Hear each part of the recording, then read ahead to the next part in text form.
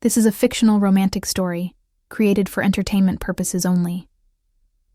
When Christian Lombardo discovered his secretary freezing in the snow on New Year's Eve, while he partied with the elite, his rage was terrifying. But what he did next changed both their lives forever. Help us reach 350 likes and comment where you're listening from. The city glittered like a jewelry box someone had tipped over, spilling diamonds across every street and building. New Year's Eve in Manhattan always felt like the world was holding its breath, waiting for permission to explode into celebration. I pressed my forehead against the cold window of Christian Lombardo's penthouse office, watching the crowds 30 floors below surge toward Times Square, like a living tide. Behind me, I could hear the muffled sounds of the party already starting in the main suite.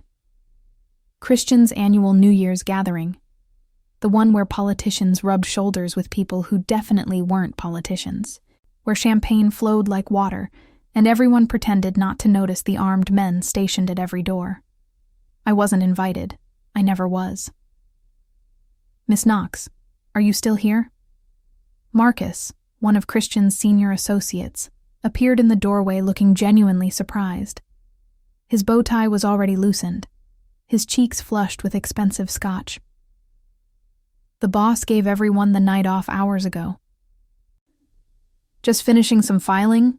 I said, forcing a smile that felt like it might crack my face. "You know how Mr. Lombardo likes everything organized before the new year." Marcus shook his head, already turning away. "You're too dedicated, sweetheart. Get out of here. Live a little." The door clicked shut behind him, and I was alone again with the hum of the heating system and the distant pulse of music. I looked down at the stack of contracts on Christian's desk, all requiring his signature, all supposedly urgent. He'd left them for me with a note in his sharp, aggressive handwriting. "Handle this. CL. Handle this," as if I could forge his signature, as if these multi-million-dollar deals were something I could just take care of while he entertained his guests and counted down to midnight with someone beautiful draped over his arm. I'd been Christian Lombardo's secretary for 2 years, and in that time, I'd learned to make myself invisible. It was a survival skill in his world. Christian didn't notice the furniture, and he didn't notice me. I took his calls, organized his calendar, kept his secrets, and existed in the negative space around his life. He was impossible not to notice, though. 6 feet 4 inches of controlled violence wrapped in $1,000 suits, with tattoos creeping up his neck like dark vines and eyes that could strip the truth out of you with a single look. Christian Lombardo was beautiful the way a blade was beautiful, all dangerous edges and lethal grace. Women fell over themselves to get his attention. Men either wanted to be him or were terrified of him. I was apparently in a third category, completely beneath his notice. My phone buzzed. A text from my roommate Sarah. "Where are you? Party at Jake's. Get your ass over here." I looked at the time. 9:47. I could still make it if I left now. Caught a cab before the streets became completely impassable. I could ring in the new year with people who actually remembered I existed. But these contracts. Christian would be furious if they weren't ready first thing in the morning. And his fury was something I'd learned to avoid at all costs. I'd seen him destroy a man's entire career with a single phone call. Watched him reduce a room full of investors to terrified silence with nothing but his presence. I couldn't risk it. I couldn't risk him. So I stayed. I organized the contracts by priority, attached color-coded notes explaining what each one required, left everything perfectly arranged on his desk. Then I gathered my coat and purse, took one last look at the office that had consumed so much of my life, and headed for the elevator. The party was in full swing now. Through the glass walls of the main suite, I could see Christian holding court, surrounded by beautiful people laughing at something he'd said. He'd removed his jacket, rolled up his sleeves to reveal the intricate tattoos covering his forearms.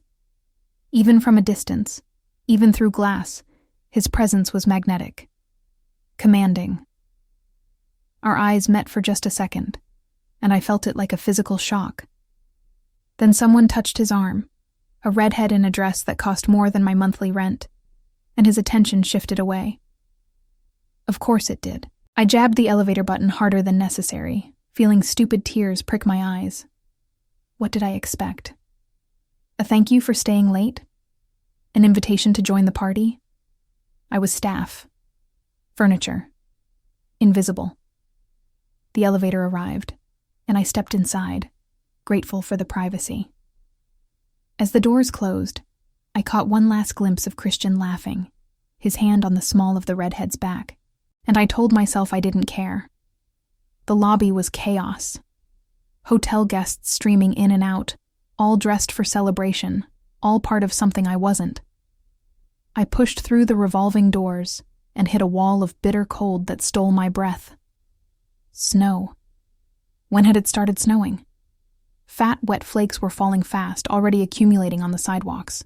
The temperature had dropped dramatically since I'd arrived that morning, and my thin coat, perfectly adequate for a normal December day, was useless against this. I pulled out my phone to call a car. No service. I tried again. Nothing. The networks must be overloaded with everyone trying to coordinate their New Year's plans. Fine. I'd walk to the subway. It was only 3 blocks, except when I reached the station, it was closed. Emergency maintenance, according to the sign. The next nearest station was 10 blocks north. In this weather, in my heels and inadequate coat. I stood there on the corner, snow melting in my hair, running down my neck, soaking through my clothes, and I wanted to scream. This was perfect. This was exactly how my year should end. Alone and freezing while the rest of the world celebrated. A group of drunk partiers stumbled past, laughing, not even seeing me. A taxi splashed through a puddle, soaking my legs with freezing slush before speeding away with its light off. Couples walked by arm in arm, heads bent together, wrapped in their own warmth. I started walking. What else could I do? The cold bit through my clothes immediately, turning my fingers numb, making my teeth chatter. Each breath hurt, ice forming in my lungs.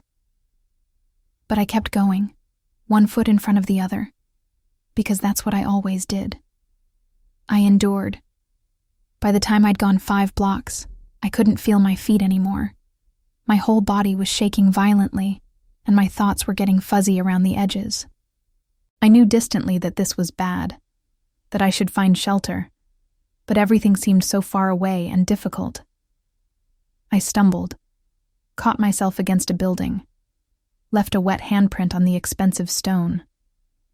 How much farther? I couldn't remember where I was going, couldn't remember why I was out here. Someone bumped into me, sent me sprawling into a snowdrift. They didn't stop, didn't even slow down.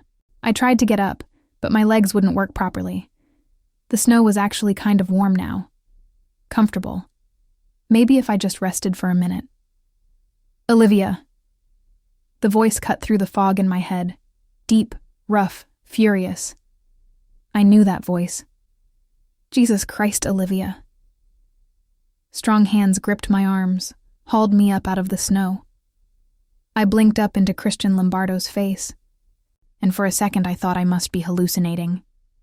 His dark eyes were wild with something I couldn't identify, his hair disheveled from the wind, snowflakes catching in his dark lashes.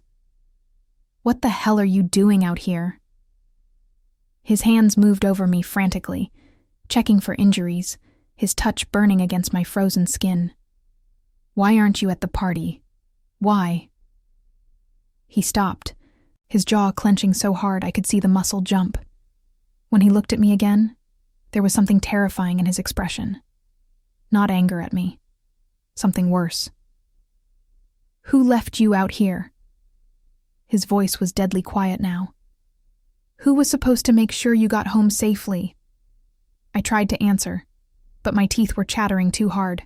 I couldn't make words work. Christian's face transformed into something I'd never seen before. Pure, incandescent rage. But his hands on me remained gentle as he stripped off his jacket and wrapped it around my shoulders, as he pulled me against his chest, as he lifted me like I weighed nothing. I've got you, he said, and his voice shook. I've got you, Olivia. You're safe now. I wanted to tell him I was fine, that I didn't need saving. but my body betrayed me by burrowing into his warmth, seeking the heat radiating from him like a furnace. He smelled like expensive cologne and smoke and something uniquely him, and I couldn't stop myself from pressing closer. "My car!" he barked at someone I couldn't see. "Now." Then we were moving, Christian's long strides eating up the distance, his arms locked around me like he'd fight the winter itself to keep me safe. I felt the blast of heated air as we entered his building, heard the shocked exclamations of the doorman, felt Christian's growl of, "Not now," vibrate through his chest. The elevator ride up was a blur. Christian didn't put me down, didn't loosen his grip. He carried me through the lobby, past the party still raging in his suite, past the shocked faces of his guests, straight into his private quarters. I'd never been in Christian's personal space before. It was all dark wood and leather, masculine and spare, nothing like the opulent showiness of the rest of the penthouse.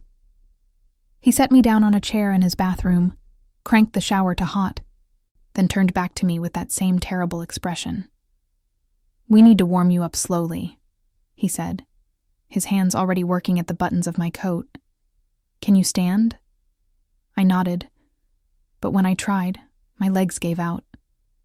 Christian caught me, lowered me back to the chair with a string of curses that would have made a sailor blush. "I'm calling a doctor," he said, pulling out his phone. "No." My voice came out as barely a whisper, but it stopped him. "I'm okay. Just cold." "You're hypothermic." His tone left no room for argument. "You could have died out there, Olivia. Do you understand that? You could have frozen to death while I was." He stopped, his hand clenching around his phone so hard I heard the case crack. When he looked at me again, I saw guilt in those dark eyes. Raw and terrible. "This is my fault," he said quietly. "I should have made sure you got home safely. I should have noticed you were still in the office. I should have." "You didn't know I was still there," I said, finding my voice. "I chose to stay." "Why?" The question was almost aggressive. "Why would you stay?" I told everyone they could leave at 5. "Because you left me those contracts. Because I thought you needed them done. Because I'm invisible, and I thought if I left them unfinished, you might finally see me. And what you'd see would be disappointment." I couldn't say any of that, so I said nothing. Christian studied my face for a long moment, and I saw the exact instant he understood. His expression went carefully blank, the way it did when he was processing something that threatened his control. "The contracts," he said. "You stayed to handle the contracts." I nodded. "Olivia." He crouched in front of me, bringing us to eye level, and the gentleness in his voice undid something in my chest. "Those contracts were for next week. The note on them said to handle them when you had time. Not tonight. Never tonight." I stared at him, feeling something crack inside. "But you wrote..." "I wrote that you could take care of them after the holiday." He reached up, brushed a strand of wet hair from my face with fingers that trembled slightly. "I never meant for you to give up your New Year's Eve. I assumed you had plans, someone waiting for you." The laugh that escaped me was broken. No one's waiting for me." Something flickered in his eyes, too quick to identify. Then he stood, all business again. "We need to get you out of these wet clothes. Can you manage, or do you need help?" The thought of Christian Lombardo undressing me sent a bolt of heat through my frozen body. "I can manage. I'll be right outside. Call if you need anything." He paused at the door, his hand on the frame. "And Olivia? You're not invisible to me. You never have been." Then he was gone, leaving me alone with the sound of running water and the echo of words I didn't know how to process. I managed to peel off my frozen clothes with shaking hands, wincing as feelings started to return to my extremities in painful prickles. The shower was almost too hot against my ice-cold skin, but I forced myself under the spray, letting the heat slowly work its way back into my bones. Through the steam, I could see Christian's bathroom, all black marble and chrome. A bathroom that probably cost more than my yearly salary. This was his private space, intimate and personal, and I was standing naked in his shower on New Year's Eve while he waited outside. Nothing about this night made sense anymore. When I finally emerged, wrapped in the plush robe Christian had left hanging on the door, I found him sitting on his bed, staring at his hands. He'd changed into dry clothes, black jeans, and a dark Henley that showed off the tattoos on his forearms. Without the armor of his suits, he looked almost human, almost approachable. Then he looked up, and the intensity in his gaze reminded me exactly who he was. "Better?" he asked. I nodded, suddenly hyper-aware that I was naked under his robe, that my hair was dripping water onto his floor, that we were alone in his bedroom while a party raged somewhere beyond these walls. "Sit." He gestured to the chair by his fireplace, which I only now noticed was lit, flames dancing behind the glass. "I'm making you tea." "You don't have to." "Sit, Olivia." Not a request. I sat, watched him move to a small kitchenette area I hadn't noticed, efficiently preparing tea like he did this every day. His movements were precise, controlled, but I could see the tension in his shoulders, the rigid set of his jaw. He was still angry, not at me, at himself. When he brought me the tea, our fingers brushed, and I felt that same electric shock from earlier. His eyes held mine for a beat too long before he pulled away, settling into the chair across from me.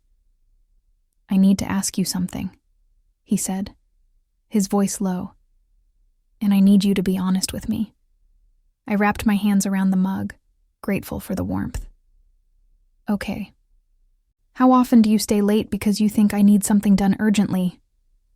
I didn't answer immediately, and his expression darkened. "How often, Olivia?" "Most nights," I admitted quietly.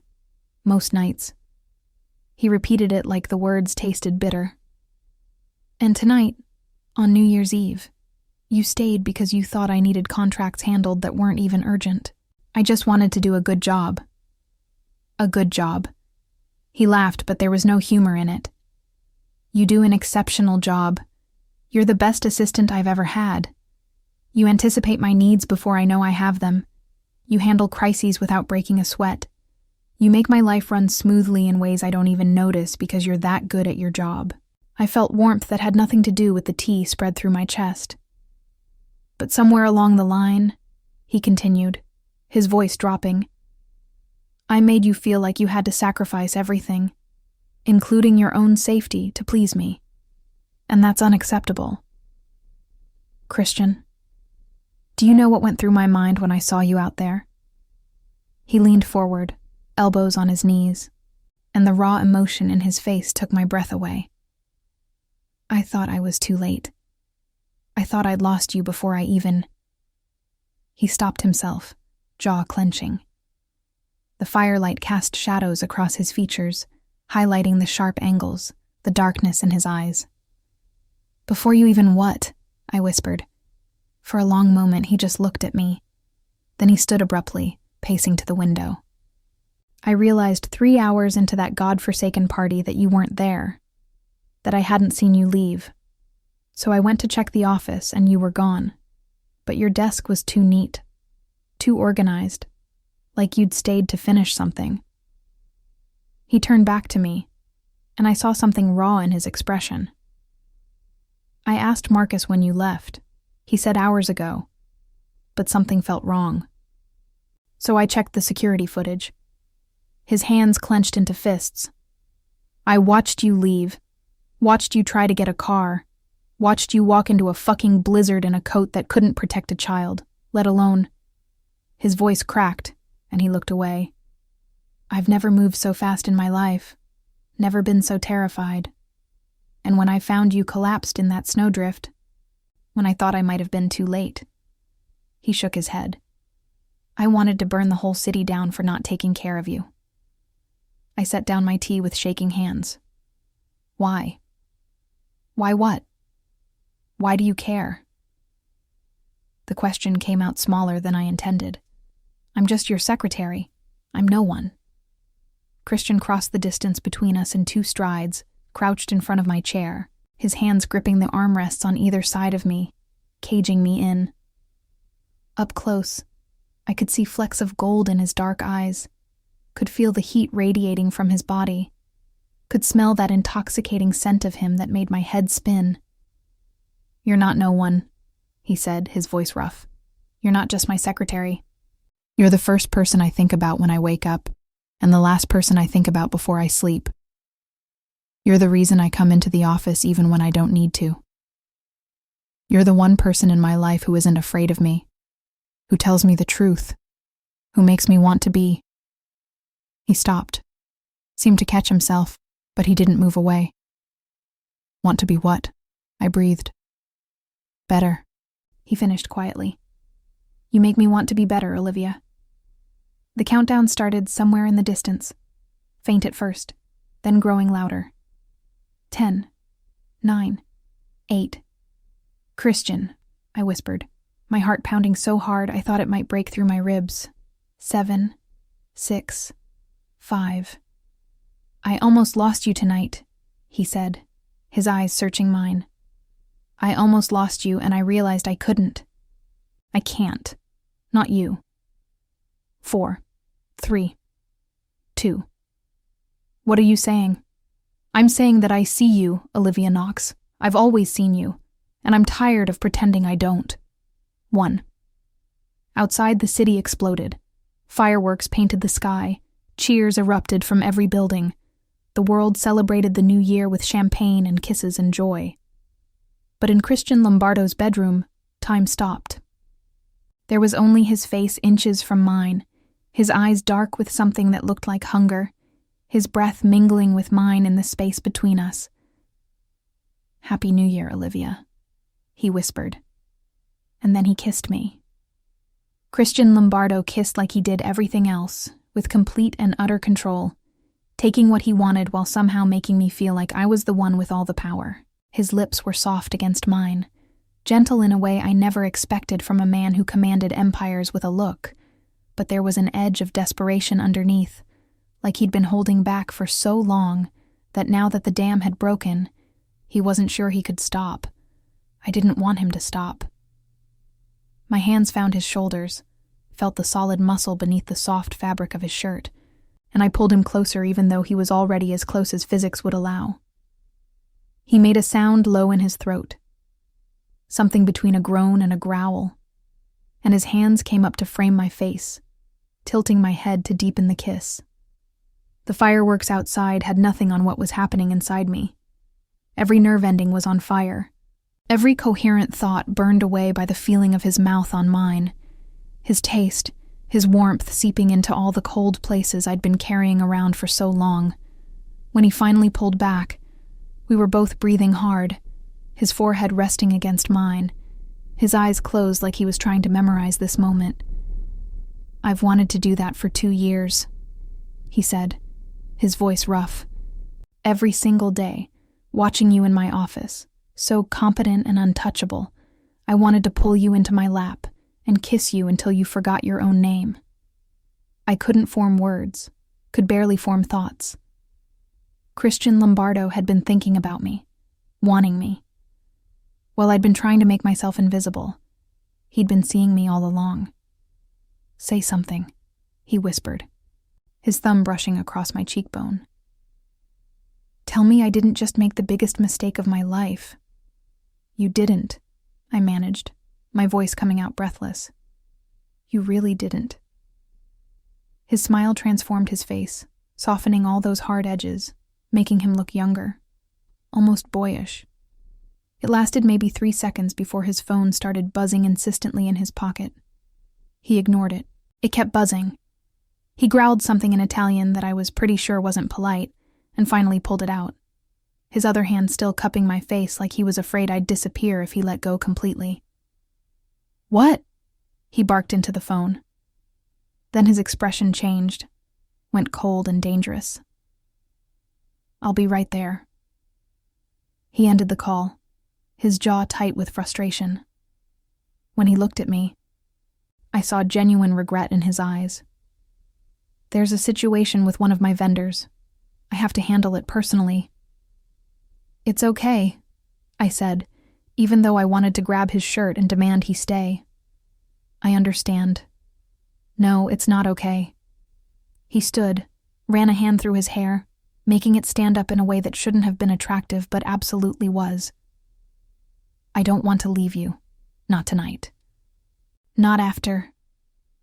He gestured between us, at the space where everything had shifted, where the careful professional distance we'd maintained for 2 years had shattered into something I couldn't name yet.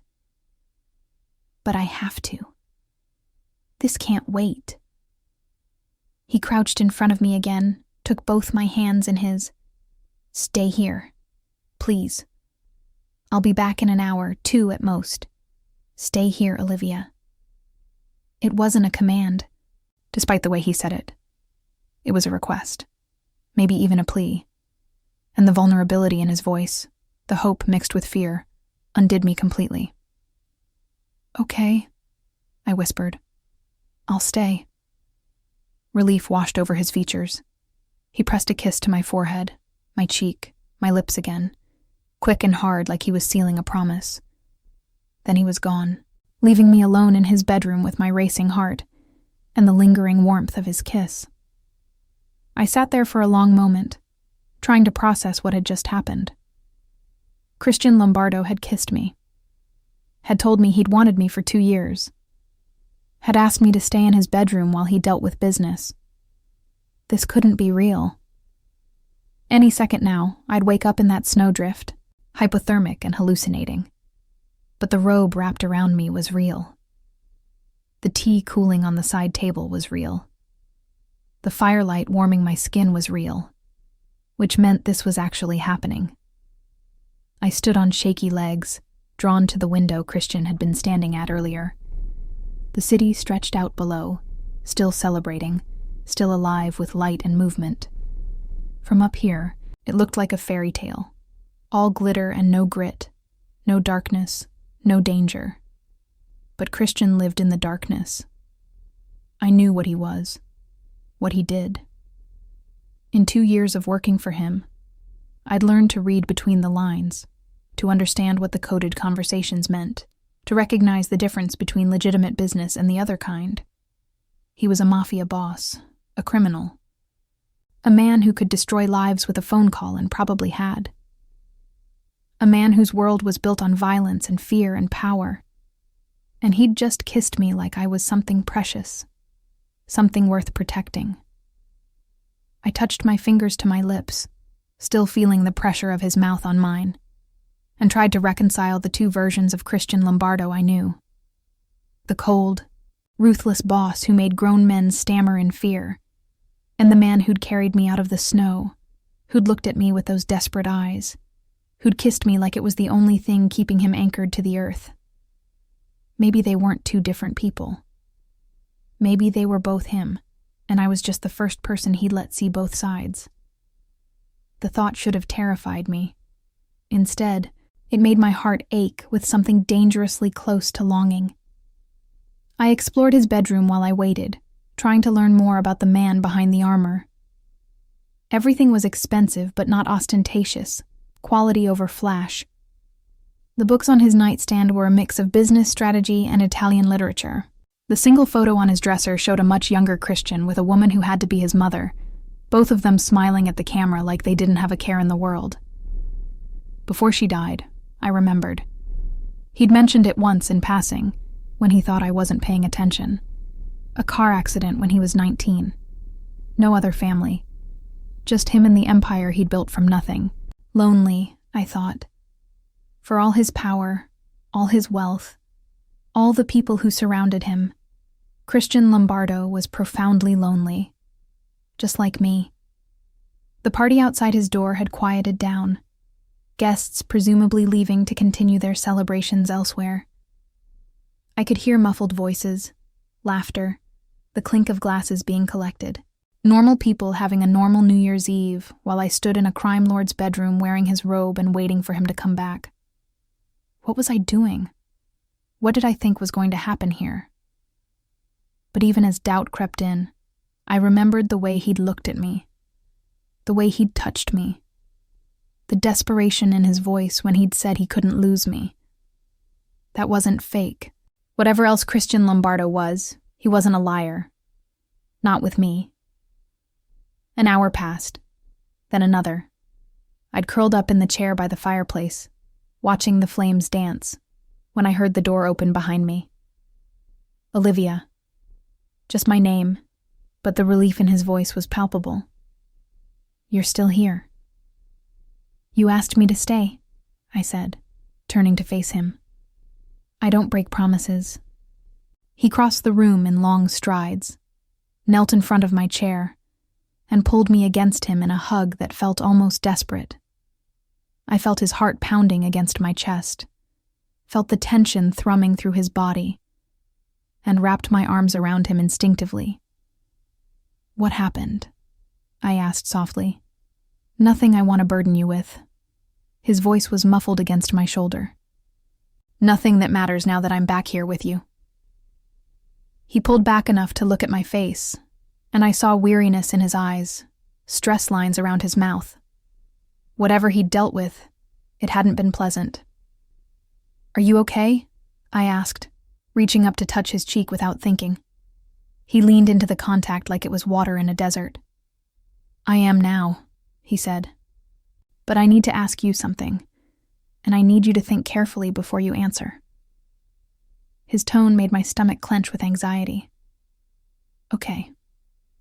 What I do, Olivia, the world I operate in, it's not clean. It's not safe. People I care about can become targets. He took my hands, held them tight. If we do this, if we cross this line, you need to understand what you're getting into. I can protect you. I will protect you. But there are risks. Always risks. I know what you are, I said quietly. I've known for a long time. And it doesn't bother you? He sounded genuinely curious, like he couldn't fathom why it wouldn't. Of course it bothers me. I laughed, but there was no humor in it. You're a criminal, Christian. You do things that are illegal, probably immoral. You live in a world where violence is currency and loyalty is bought with fear. His expression shuddered. Then why? But you're also the man who remembers I take my coffee with 2 sugars, who noticed when I was working through the flu and sent me home with strict orders to rest, who leaves post-it notes on my desk when something I did impressed you, who just carried me out of a blizzard and looked at me like I was the most important thing in your world. I squeezed his hands. So yes, it bothers me. But it doesn't change how I feel about you. He stared at me for a long moment, something raw and vulnerable in his expression. How do you feel about me? This was it. The moment where I could pull back, laugh it off, pretend this was just a New Year's Eve anomaly brought on by hypothermia and champagne I hadn't even drunk. Or I could be honest, could step off the cliff and trust he'd catch me. Like I've been half alive for 2 years, I whispered, and you're the only thing that makes me feel real. Christian's eyes went dark. Olivia, I know it's crazy. I know I should probably be running for the hills. But when you kissed me, Christian, it felt like coming home. And I don't want to walk away from that, even if it scares me. Especially because it scares me. He cupped my face in his hands, his touch reverent. You have no idea what you do to me. What you've done to me since the first day you walked into my office with your chin up and your spine straight. Refusing to be intimidated by me when everyone else was terrified. I was terrified, I admitted. I just didn't want you to know it. I knew it, he said, smiling. But you stayed anyway. You always stay, Olivia.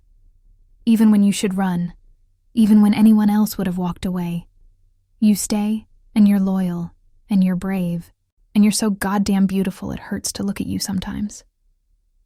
My breath caught. Christian, I want you, he said, his voice dropping to something rough and needy. I want you in my bed, in my life, by my side. I want to wake up next to you and fall asleep with you in my arms. I want everyone to know you're mine and I'm yours, but only if that's what you want too. It is, I said without hesitation. It's exactly what I want. He kissed me again, and this time there was no gentleness, no holding back. This was hunger and need, and 2 years of denial exploding into something that felt inevitable. His hands tangled in my hair, his body pressing against mine, and I met him with equal fervor, pouring everything I'd been feeling into the kiss. When we finally broke apart, both of us breathing hard, he rested his forehead against mine. Stay with me tonight. Not because I'm asking you to as your boss, because I'm asking you to as a man who's wanted you for so long, he doesn't remember what it feels like not to want you. Yes, I whispered. Yes, Christian. I'll stay.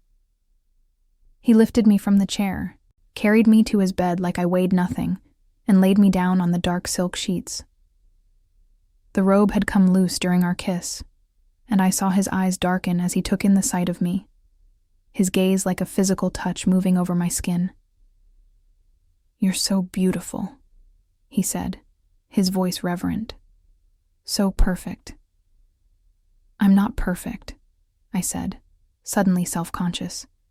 I'm just perfect for me, he interrupted, settling beside me on the bed, one hand tracing patterns on my bare shoulder.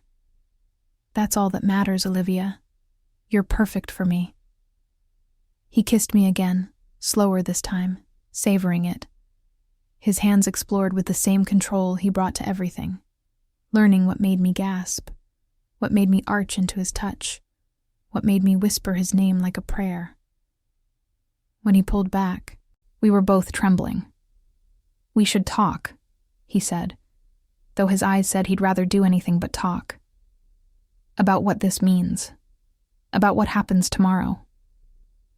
Tomorrow I'm still your secretary, I said, running my fingers through his hair. Nothing has to change at work. Everything's changed, he said firmly. I'm not going to pretend we're just boss and assistant anymore, Olivia. I can't. Not after this. Then what are we? He smiled, that rare, genuine smile that transformed his face. Mine. You're mine, and I'm yours. We'll figure out the details as we go, but that's the foundation. You and me. Together. Together, I repeated, testing the word. It felt right. It felt like the answer to a question I hadn't known I was asking. Christian pulled me close, tucking me against his chest, his arms wrapped around me like he was still afraid I might disappear. I thought I lost you tonight, he said quietly. When I saw you in that snow, so still and cold, I thought... His voice broke and I felt wetness on my hair. Was he crying? Christian Lombardo, the most dangerous man in New York, was crying over me. I'm here, I whispered, holding him tight. I'm safe. You saved me, Christian. You saved me first, he said. You just didn't know it. We lay there in the firelight, wrapped around each other, while outside the city slowly quieted, the celebrations winding down, the new year settling into being. And in Christian Lombardo's arms, I felt something I hadn't felt in longer than I could remember. Hope. Tell me something true, Christian said after a while, his fingers tracing lazy patterns on my back. Something no one else knows about you. I thought about it, then took a breath. I used to dream about you. At night, when I was alone. I'd imagine what it would be like if you saw me the way I saw you. If you touched me, kissed me, wanted me. I laughed softly. I'd wake up feeling guilty, like I'd crossed some line I couldn't uncross. his hand stilled on my back. "What else did you dream about?" "This," I admitted. "Being in your arms, feeling safe. Feeling like I mattered to someone." He rolled us so he was looking down at me, his expression intense. "You matter, Olivia. You've always mattered. And those dreams, they're my dreams too. Every single night, I imagined having you like this, knowing you were mine, being able to show you how much I—" He stopped himself, and I saw conflict flash across his face. "How much you what?" I prompted gently. "How much I care about you," he finished. But I heard what he didn't say. The words that were too big, too soon, too dangerous to speak out loud yet. But I heard them anyway, in the way he looked at me, in the way he held me, in the way his hands trembled slightly as they touched my face. And I wanted to say them back. Wanted to tell him that somewhere between filing his paperwork and screening his calls, I'd fallen completely and irrevocably in love with him. But the words stuck in my throat, too frightening to release into the world.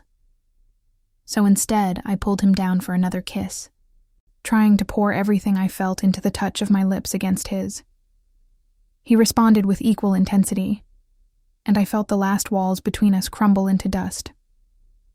"Stay with me," he whispered against my mouth. "Not just tonight. Always. Stay with me, Olivia.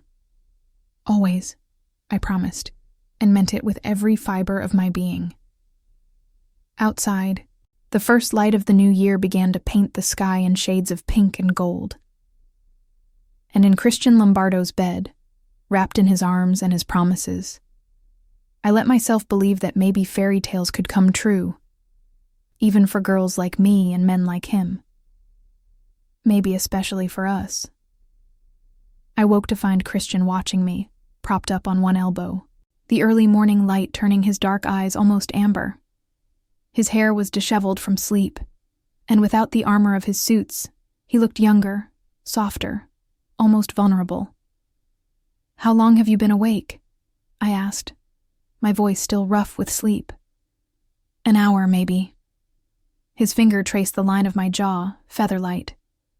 "I couldn't stop looking at you. Couldn't quite believe you're really here." I stretched, feeling the delicious ache in muscles I'd forgotten I had, feeling his sheets against my bare skin. The night came back to me in fragments of sensation and emotion. His hands, his mouth, the way he'd whispered my name like a prayer. "Any regrets?" he asked, and I heard the vulnerability underneath the casual question. He was afraid. Christian Lombardo, who feared nothing and no one, was afraid I'd regret him.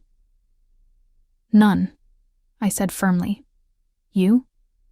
"Only that I waited 2 years to do this." He leaned down, kissed me slowly, thoroughly, like he had all the time in the world. 2 years of watching you, wanting you, telling myself I couldn't have you because you worked for me, because it would complicate things, because I didn't deserve someone like you. "And now?" I asked against his lips. "Now I've decided I don't care about complications. I've spent my whole life doing the smart thing, the strategic thing, the thing that made the most business sense. But you, Olivia, you're not about strategy or business sense. You're about feeling something real for the first time in my life. And I'm not giving that up. I'm not giving you up." His phone buzzed on the nightstand. He glanced at it, frowned, then silenced it without answering. "Don't you need to get that?" I asked. "They can wait." He pulled me closer, his hand splayed possessively across my lower back. "Right now, the only thing that matters is you." But the phone kept buzzing and buzzing, until finally Christian snatched it up with a growl, his expression darkening as he read the screen. "I have to take this," he said, regret clear in his voice. "It's important, but don't move. Don't even think about getting out of this bed." I watched him stand, gloriously naked and completely unself-conscious about it, and felt heat pool in my belly. He caught me looking and smiled, that predatory smile that made my stomach flip. "Later," he promised. "I'll give you something to really look at." Then he grabbed his phone and stepped into his bathroom, closing the door behind him. I could hear his voice, low and sharp, conducting whatever business couldn't wait, and I lay back against his pillows, trying to process the fact that this was actually my life now. I was in Christian Lombardo's bed. He'd made love to me like I was the most precious thing in his world. He'd told me he wanted me to stay, not just for the night, but always. Always. The words still echoed in my head, impossible and wonderful. But in the growing light of day, reality started creeping back in. I was his secretary. This was my boss. Yes, we'd crossed a line last night, but what did that mean for Monday morning, for every day after? How did this work in the real world? And more than that, his world. The violence, the danger, the illegality of everything he did. Could I really live in that world? Could I look the other way when he did things that went against everything I believed in? The bathroom door opened, and Christian emerged looking thunderous. He was already pulling on clothes, his movements sharp with controlled anger. "I have to go," he said, and I heard the frustration in his voice. "There's a situation at one of the warehouses. I need to handle it personally." "What kind of situation?" I asked, sitting up, holding the sheet to my chest. He paused in the act of buttoning his shirt, his eyes meeting mine. "The kind I don't want to involve you in. The kind that's better if you don't know the details." There it was, the line between his world and mine, stark and unavoidable in the morning light. "Christian, I know." He came back to the bed, cupped my face in his hands. "I know this is complicated. I know you're probably having second thoughts in the cold light of day. But Olivia, please don't pull away from me. Don't disappear while I'm gone." "I'm not going anywhere," I said, even though part of me wanted to run.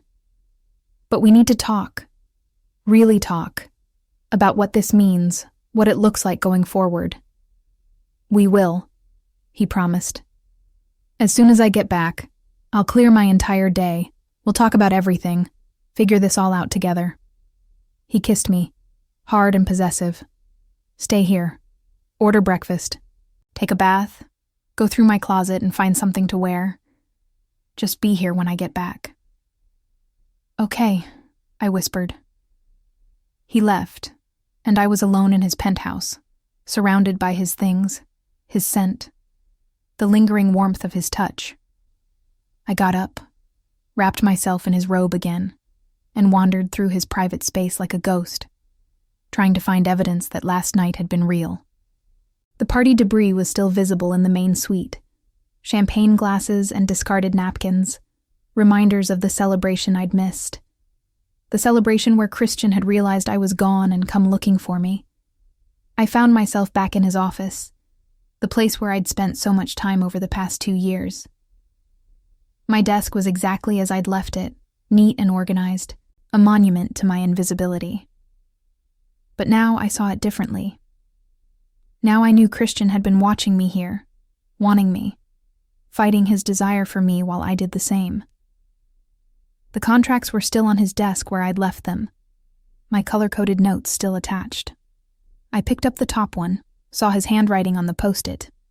"Handle when you have time, not urgent. Enjoy your holiday. CL. Handle when you have time, not tonight." He'd never meant for me to sacrifice my New Year's Eve. I'd done that all on my own, assuming I had to prove my worth, assuming I was only valuable for what I could do for him. But he'd seen me. He'd always seen me. I just hadn't believed I was worth seeing.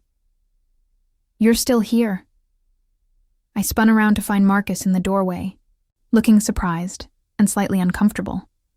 His eyes took in my appearance, Christian's robe, my disheveled hair. An understanding dawned on his face.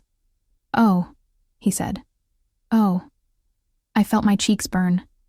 "Marcus, no, it's fine. It's just unexpected." He shifted awkwardly. The boss sent me to check on you.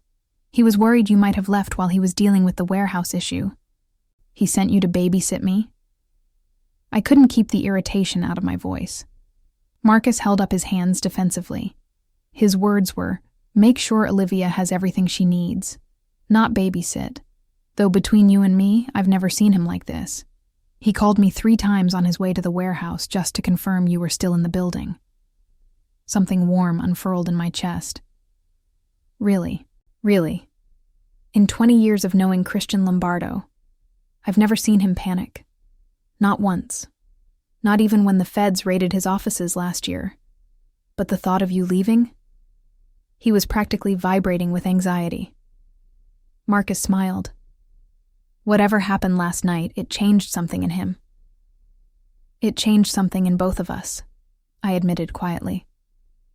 Marcus studied me for a moment, then nodded. Good. He needs someone like you. Someone real. Someone who sees him as a man, not just a boss or a meal ticket. The things he does, Marcus. The business. I know about it. I've always known. And you're still here, Marcus pointed out. That says something about you, or about how you feel about him. I don't know if I can live in that world, I confessed. I don't know if I'm strong enough.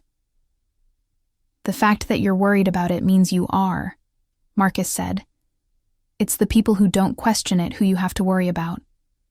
Look, I'm not going to pretend Christian's world is safe or legal or easy. It's not. But I've watched him build an empire from nothing. Watched him protect the people he cares about with everything he has. If you're his, Olivia, he'll move heaven and earth to keep you safe. And if I can't live with the rest of it, if I can't turn a blind eye to the illegal things, Marcus shrugged, then you'll have to decide what matters more, the principle or the man. No one can make that choice for you. He left me alone with that thought, and I wandered back to Christian's bedroom, Marcus's words echoing in my head. What mattered more? My principles or Christian? But that wasn't really the question, was it? The question was whether I could love him and still be true to myself. Whether I could exist in his world without losing who I was. I took a long bath in Christian's massive tub, trying to sort through my tangled thoughts. The hot water helped my sore muscles but did nothing for the confusion in my head. I wanted Christian. I wanted last night to be real. Wanted his promises of always to mean something.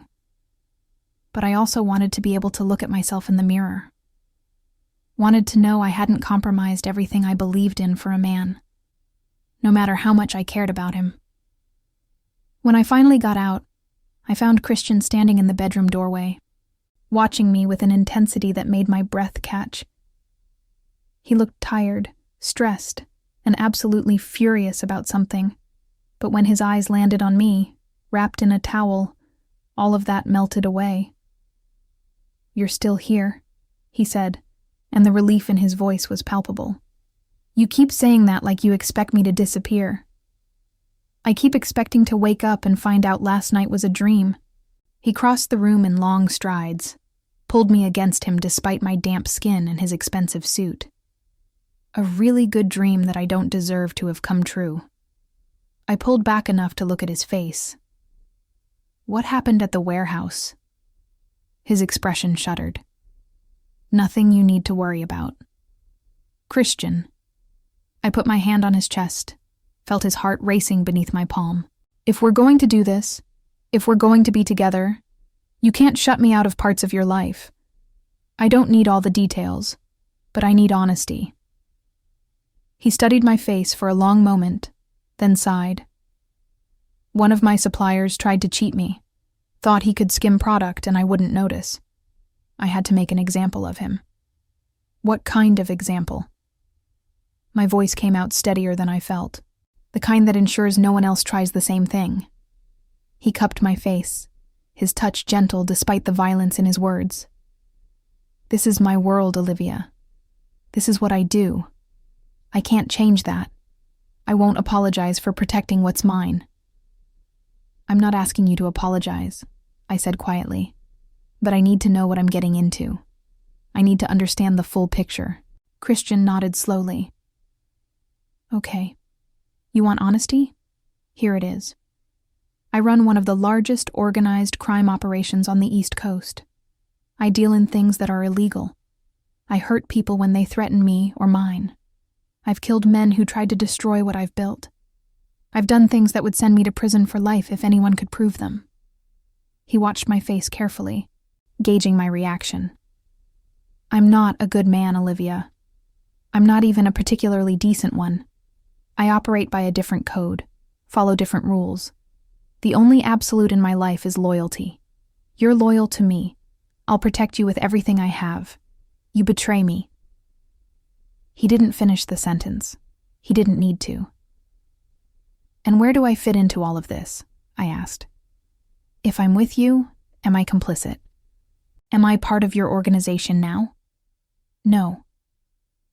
His answer was immediate and firm. You're mine, but you're not part of the business. I'll never ask you to do anything illegal, never put you in a position where you could be prosecuted. What I do, I do. What we have together, that's separate. But it's not separate, is it?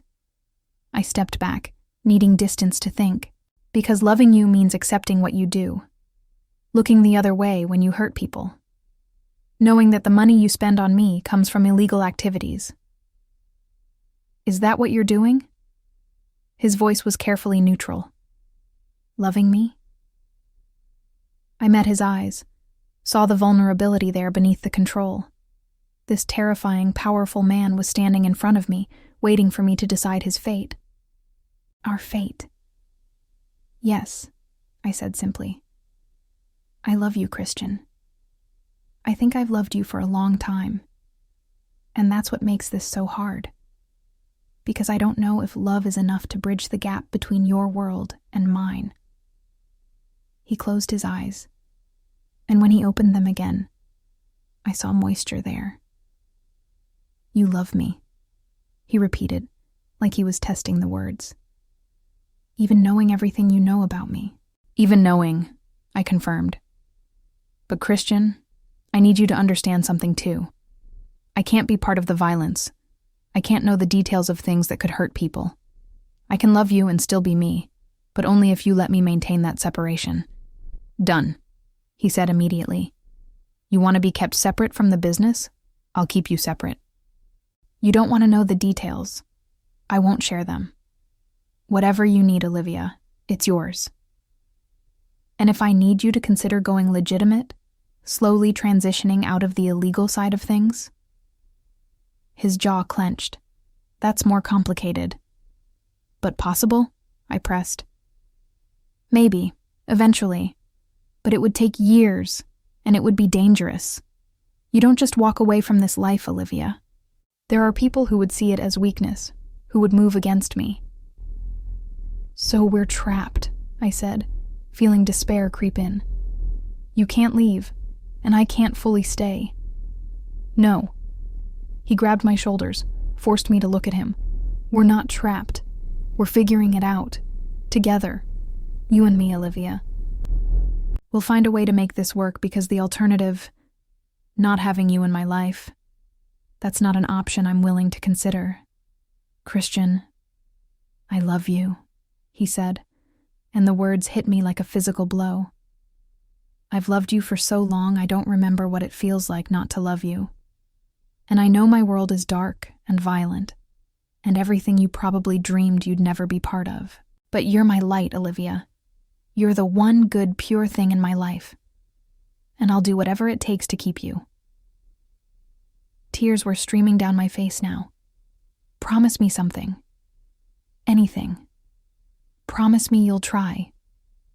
Try to find a way out eventually.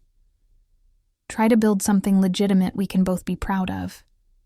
I'm not asking for it to happen overnight, but I need to know we're working towards something better. He pulled me close, buried his face in my damp hair. I promise. I'll start looking at exit strategies, at ways to transition the business into something legal. It'll take time, but I'll do it. For you. For us.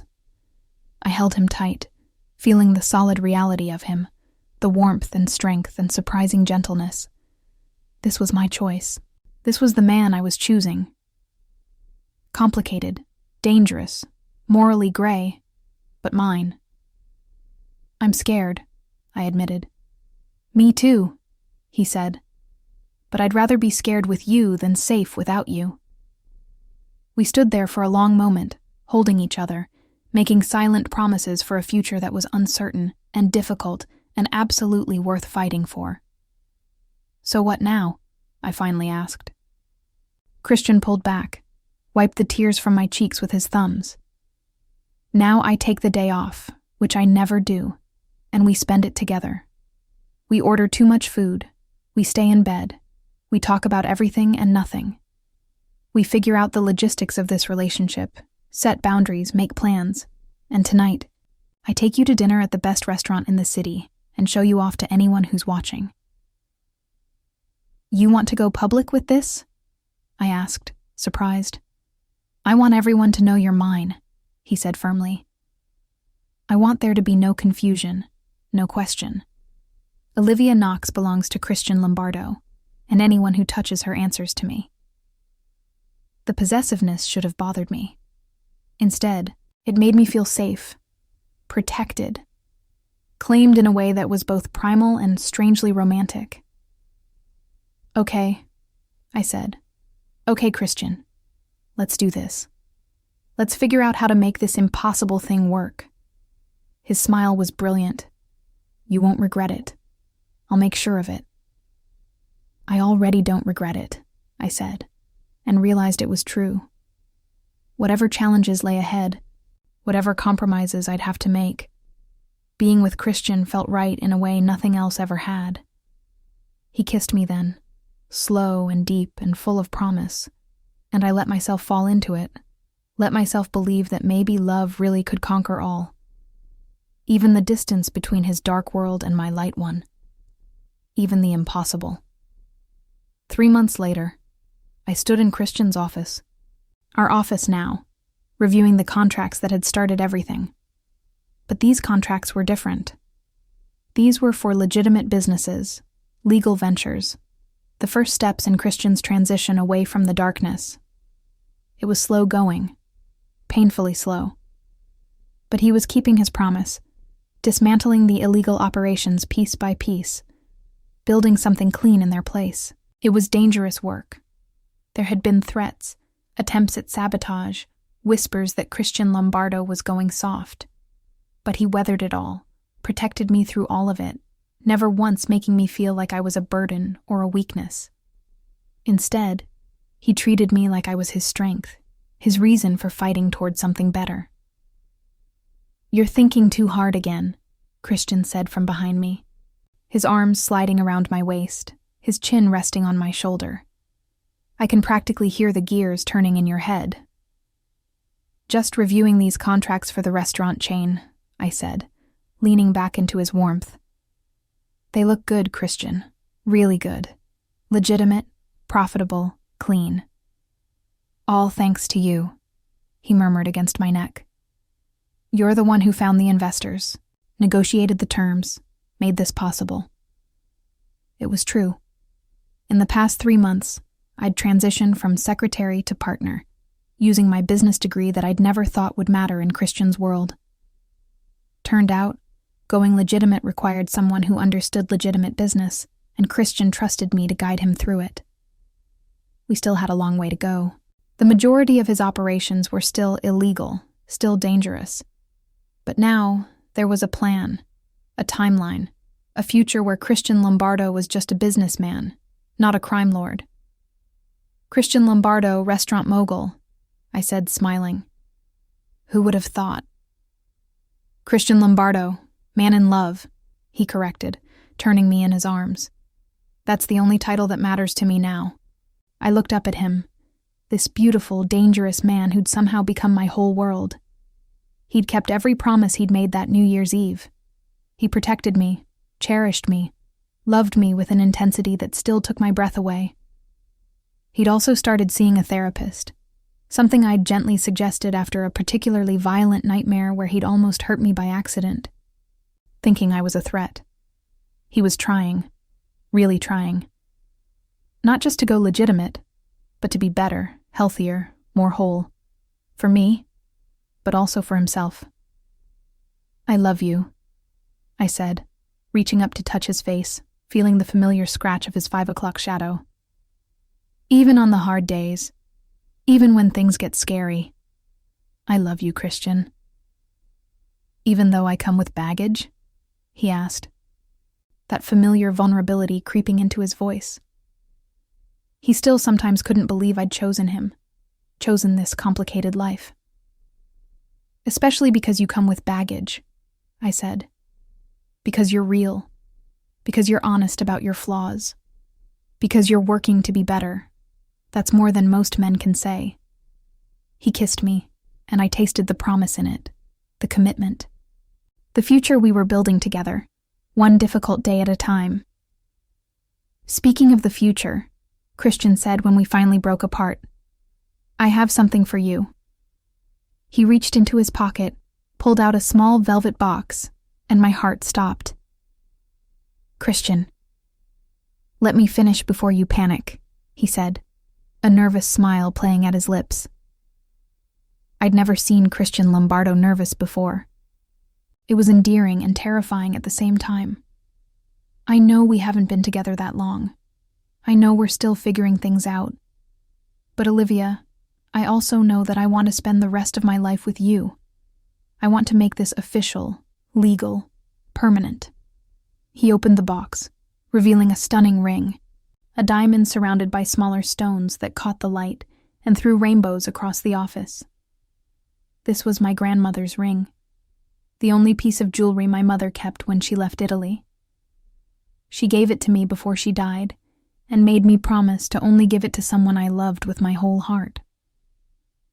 His voice shook slightly. I've carried it with me for 15 years, never finding anyone worthy of wearing it. Until you. Tears were already streaming down my face. "Christian, marry me, Olivia. Not now, not until we've finished transitioning the business, not until I can offer you a life that's truly clean. But someday, when I've proven I can be the man you deserve, when I've built something we can both be proud of, marry me and make me the luckiest son of a bitch who ever lived." I looked at the ring, at this family heirloom he was offering me, at the future he was proposing. It wasn't a fairy tale. There would still be hard days, dangerous days, days when I'd question if I'd made the right choice. But there would also be days like this, where Christian looked at me like I was his entire world, where his love felt like the most solid thing I'd ever known. "Yes," I whispered. "Yes, Christian. I'll marry you." His smile was brilliant as he slid the ring onto my finger. It fit perfectly, like it had been waiting for me all along. Then he was kissing me, and I was crying, and we were both laughing, giddy with the enormity of what we'd just promised each other. "I'm going to make you so happy," Christian vowed against my lips. "I'm going to give you everything. A clean life, a safe life, a life where you never have to be afraid or look over your shoulder."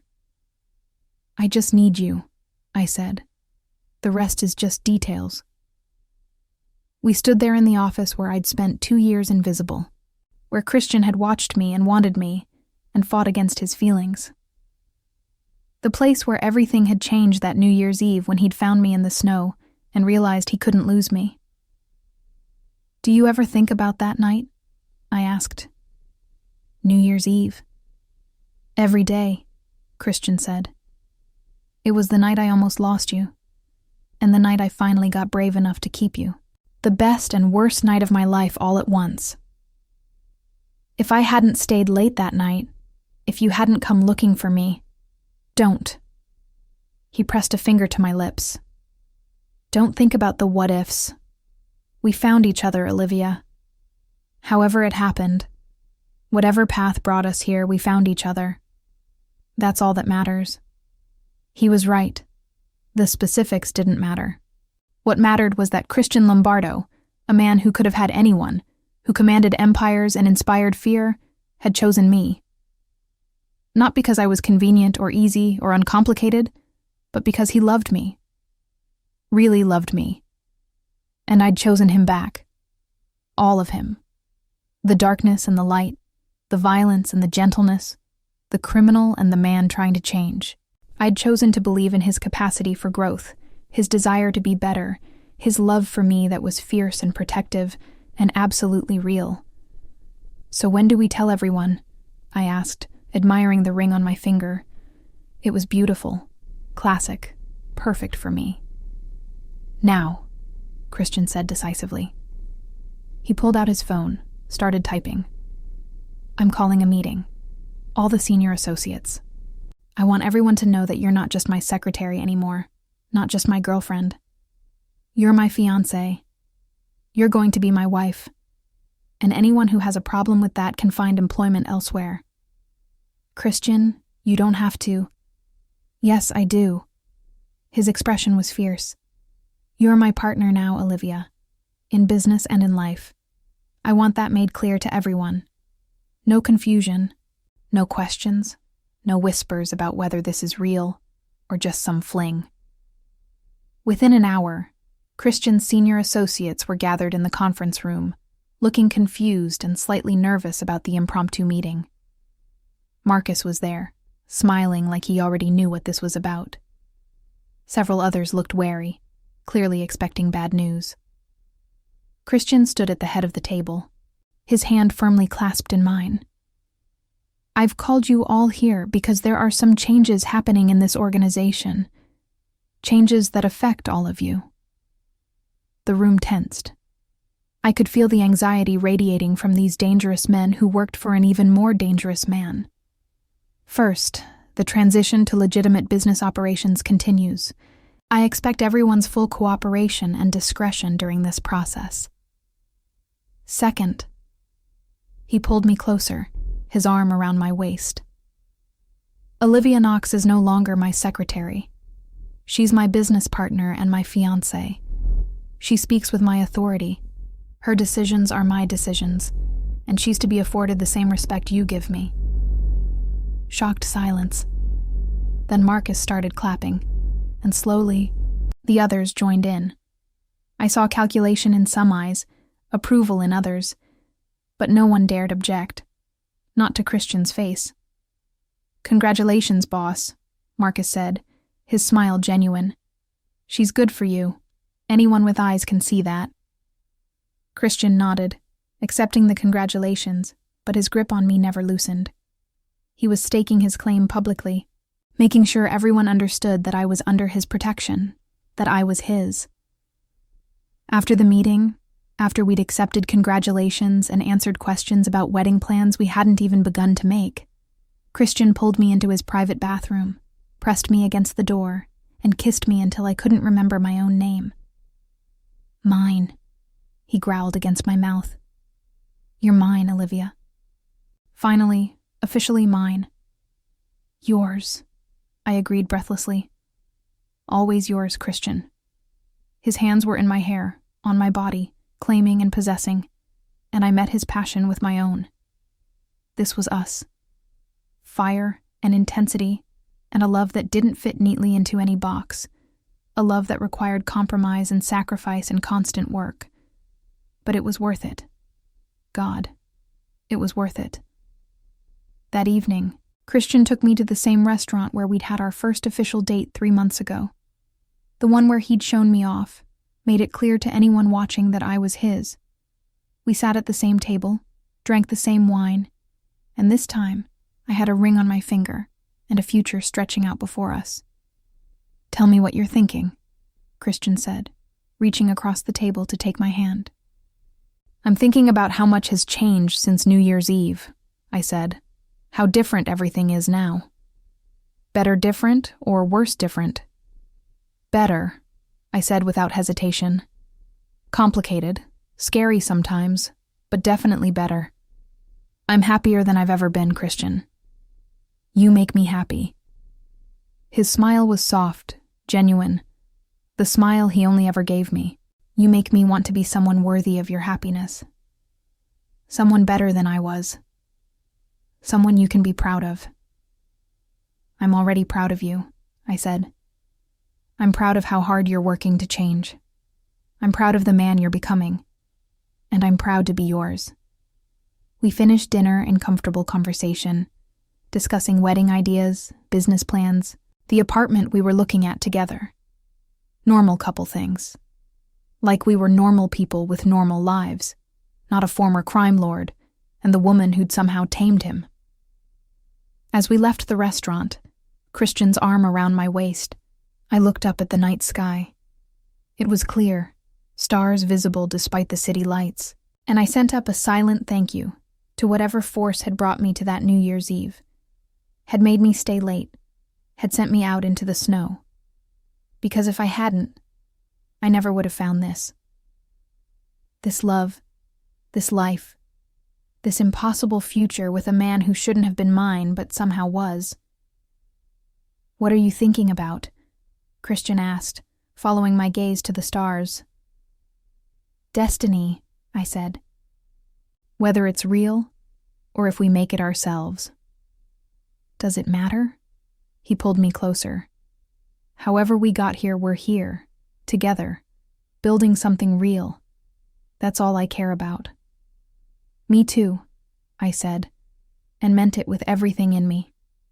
We walked back to Christian's penthouse, to the home we now shared, and I thought about that scared, frozen girl who'd collapsed in the snow 3 months ago. She'd been invisible, lonely, convinced she didn't matter. But Christian had seen her, had saved her, had shown her that she mattered more than she'd ever imagined possible. And in return, she'd saved him right back. That night, lying in Christian's arms, the ring on my finger catching the moonlight, I finally understood what all the poets and songwriters had been trying to say. Love wasn't just about the easy moments, the romantic gestures, the fairy tale endings. Real love was about choosing someone every single day, even when it was hard. Especially when it was hard. It was about seeing someone's darkness and loving them anyway. It was about compromise and sacrifice and working together toward something better. It was about a mafia boss finding his secretary freezing in the snow and realizing she was the one thing he couldn't live without. About a woman looking past the violence and danger to see the man underneath, the one trying so hard to be worthy of her love. I love you, Christian whispered into the darkness, his arms tightening around me. More than power, more than money, more than anything I've ever wanted in my life. You're my everything, Olivia. I love you too, I whispered back, more than I thought it was possible to love someone. And as I drifted off to sleep in the arms of the most dangerous man in New York, I smiled, because I knew with absolute certainty that this was exactly where I was meant to be. This was my happy ending. Not perfect, not simple, not what I'd imagined when I was a little girl dreaming of Prince Charming. But it was mine. We were real, flawed, complicated, and absolutely worth fighting for. And that was the best ending I could have asked for. Outside, the city continued its endless motion. But in Christian Lombardo's bed, holding the man I loved, wearing his grandmother's ring and his promises for the future, I was finally, completely, wonderfully home. So what do you think? Could you forgive someone with a dark past if they were genuinely trying to change for you? Would you have taken the risk Olivia took, choosing love over safety, staying with someone whose world was built on danger? Christian went from leaving Olivia behind at a party to proposing with his grandmother's ring. He promised to build a legitimate empire, to become someone worthy of her. But was 3 months enough time to prove real change? Or did Olivia say yes too soon? And what about that New Year's Eve night? If Christian hadn't checked the security cameras, if he'd waited even 5 more minutes, Olivia could have frozen to death in that snow. Sometimes the line between tragedy and happily ever after is razor thin. Here's what I want to know. Do you think Christian will truly be able to leave his criminal empire behind? Can someone really change that drastically? Or will old habits pull him back? And was Olivia naive to believe in him? Or brave for seeing the man he could become instead of just the man he was? Tell me in the comments what you would have done in Olivia's position. Would you have walked away from Christian despite loving him, choosing your principles over your heart? Or would you have done exactly what she did, betting everything on the possibility that love could transform even the darkest soul? And one more thing. What do you think happens next? Does Christian successfully transition to legitimate business? Or do enemies from his past come back to destroy everything he's building with Olivia? Does their love story continue to be beautiful? Or does the reality of his world eventually tear them apart? I read every single comment, and I love hearing your perspectives on these complex relationships. Your thoughts, your opinions, your own experiences with choosing love over logic, they all matter to me. If this story moved you, if you felt Olivia's fear and hope, if you understood Christian's desperate need to be better for her, then do me a favor. Leave a comment telling me what you felt. Share this with someone who believes in second chances, in transformation, in love that refuses to give up even when the odds are impossible. And if you haven't already, subscribe to this channel. Because every week I bring you stories about complicated people finding each other in unexpected ways, about love that doesn't follow the rules, about happy endings that have to be fought for, earned, and protected. This is just the beginning of Olivia and Christian's story, their journey toward a legitimate life together, the challenges they'll face, the enemies who'll try to destroy them. All of that is still ahead. And I'll be here, bringing you more stories about love, redemption, and the courage it takes to believe in someone's potential instead of just their past. So drop a comment right now. Tell me, Team Christian or Team Runaway? Should Olivia have said yes to that proposal? Or should she have waited until he'd fully transitioned out of his criminal life? There's no wrong answer, just your truth. And remember, sometimes the most beautiful love stories are the ones that don't make sense on paper. The ones where two people from completely different worlds find each other and refuse to let go, no matter how hard the universe tries to pull them apart. Thanks for being here, for listening, for caring about these characters as much as I do. Your support means everything to me, and I can't wait to share more stories with you. Until next time, believe in love, even when it's complicated. Especially when it's complicated. Because those are the loves worth having.